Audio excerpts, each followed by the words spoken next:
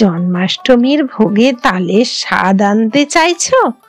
তাহলে মৌসুমীর রান্নাঘরে দেখে নাও তালের শ্বাস তোলার সহজ উপায়। এখানে আমি একটা তাল নিয়েছি, দেখো তালটা ঘুরিয়ে ঘুরিয়ে দেখাচ্ছি। তালটা কিন্তু খুব সুন্দর আর পাকা তাল।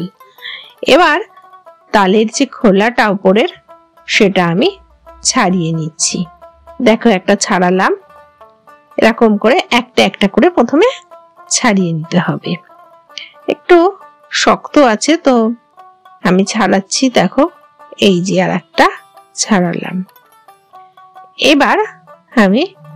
এবার সম্পূর্ণটা এই যে একবারে ছেড়ে গেছে, দেখো কত সুন্দর এটা ছেড়ে গেছে। এইবার তালের উপরে যে কালো যে খোলাটা আছে, খোলাটা আস্তে আস্তে ছাড়িয়ে নিতে হবে। এই তালটা কিন্তু খুব মিষ্টি আর খুব ভালো ছিল তালটা। যখন দোকান থেকে কিনেছিলাম তালটা বলেই কিনেছিলাম যে তালটা যেন মিষ্টি হয়। এই যে আমি আর একটা খোলা ছাড়িয়ে নিচ্ছি। এবার তালটাকে আমি মাঝখান থেকে ভেঙে নেব। দেখো আমি তালটা মাঝখান থেকে এইভাবে ভেঙে নিচ্ছি। একটু গায়ের জোর দিয়েই ভাঙতে হবে। এই যে ভাঙা হয়ে গেছে, এতে 3টে আঁটি আছে। এই যে আঁটিগুলো ছাড়ানো হয়ে গেছে। এতে একটু করে জলের ছিটা দিতে হবে আর একটু চটকে নিতে হবে ভালো করে। এইভাবে চটকে নিতে হবে। দেখো এবার একটা তাল আমি তালের আঁটি নিয়েছি। এবার এই সুতোগুলো এই যে হাত দিয়ে এইভাবে ছাড়িয়ে ছাড়িয়ে নিতে হবে, তাহলে না ক্ষীরটা খুব ভালো বেরোবে।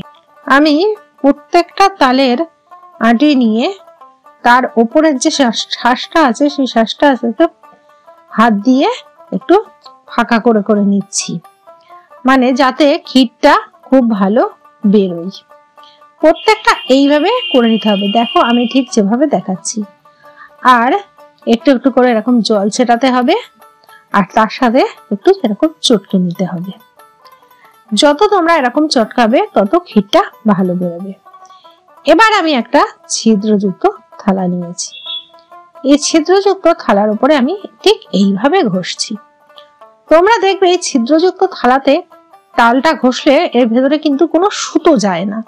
আমি অন্যান্য যেসব আছে জিনিসপত্র যে এরকম তাল ঘষা, সেগুলোতে আমি ঘষে দেখেছি সুতো যায়, সেটাকে আবার ডবল করে ছেঁকতে হয়। কিন্তু এই ছিদ্রযুক্ত এই থালাগুলোতে তাল ছেঁকলে একটু সুতো যায় না। মানে আমি যতবার ঘষে দেখেছি এটাতে এক ফোঁটাও যায়নি, যে কবছর হয়েছে। এইভাবে আটিগুলো ঘষতে হবে। একটা আটি ঘষা যেই হয়ে যাবে আবার আর একটা আটি ঘষতে হবে।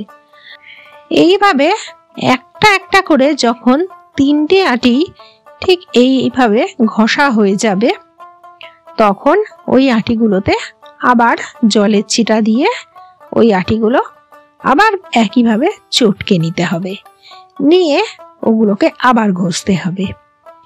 এইভাবে 3 থেকে 4 বার প্রত্যেকটা আটিতে জলের ছিটা দিতে হবে আর চটকে ক্ষীরগুলো বার করে নিতে হবে। মোটামুটি 3 থেকে 4 বারই বার করা যাবে, তারপরে আর বার করা যাবে না। আমার প্রায় তালটা ঘষা হয়ে এসেছে। দেখো তালের শ্বাসটা পুরো বেরিয়ে গেছে। এবার তোমাদের হাত দিয়ে আমি দেখাচ্ছি এই তালের শ্বাসটা কতটা গাঢ় হয়েছে।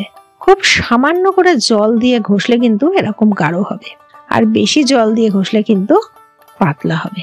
তালের শ্বাস তো বের হয়ে গেল। এবার নিয়ে আসবো তাল দিয়ে সুস্বাদু ভোগের রেসিপি।